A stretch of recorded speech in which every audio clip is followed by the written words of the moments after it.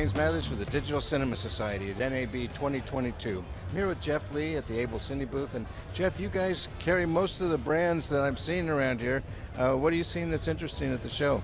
I think what's really relevant this year obviously is virtual production, but also cinematic multicam, at least for us. We see that a lot, especially through our rental departments, where DPs, directors really want to be able to utilize a large sensor, whether it be Super 35 or a large format, like the Sony Venice 2 is capable of, but be able to use it in a more traditional multi-camera workflow, whether it's live or live to tape, where you're capturing beautiful Broadway or musical or award show captures. So it's a really multi-cam sort of back end, if you will, with the trucks that we all expect, but also the cinematic front end with the glass and the cameras and everything else that goes with it.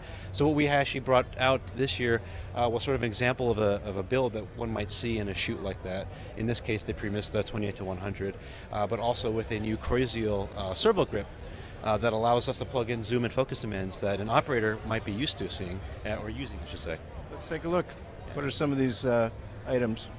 So what we have here is, like I mentioned, the Croziel it's a prototype servo unit for the Fujinon Premista series. It does have a hand grip if one does want to operate handheld, but we also see it, of course, with zoom and focus demands connected, plugged into the camera lens ports as well. So attached to the multi-dyne, that means the truck, wherever the base station is located, will be able to control things like iris, while the operator is controlling zoom and focus like they're used to with a traditional 2/3 inch setup, maybe with, let's say, a box lens, but with, again, a Venice, in this case a Venice 2, for the cinematic look.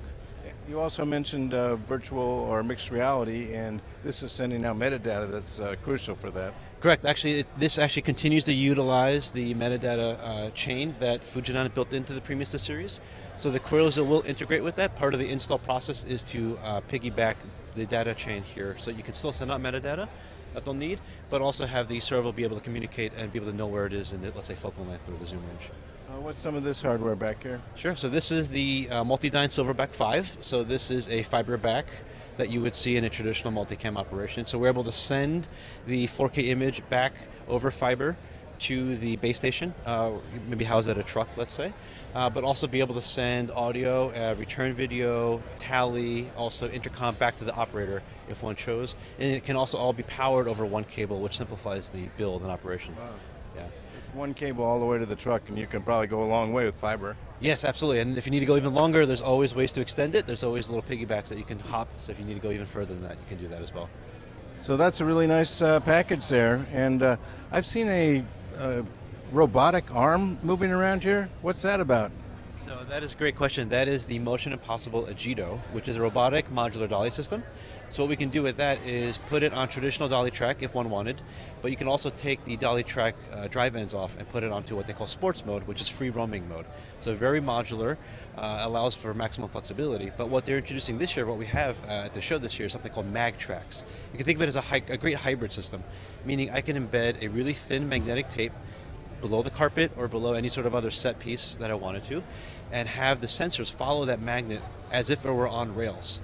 So ultimate repeatability, but the art department is also happy because then they won't have to see potentially the dolly track itself. So they use it with great success, for example, at the Oscars, where they're able to bury it below the actual carpet of where the nominees were sitting, and the Agido drove back and forth.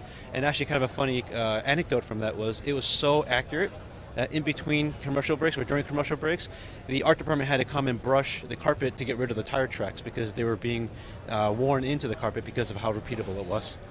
So somebody's operating the dolly, somebody else is operating the fizz, somebody else is pan and tilt. Potentially. It could really be any of those scenarios that you described, where you have three operators, one for the dolly, one for the head, and one for focus pulls. Or you could actually use foot pedals. So if the operator wanted to, they could use foot pedals to control forward, backward movement, height of tower, as well as using their hands, of course, for the actual head movement.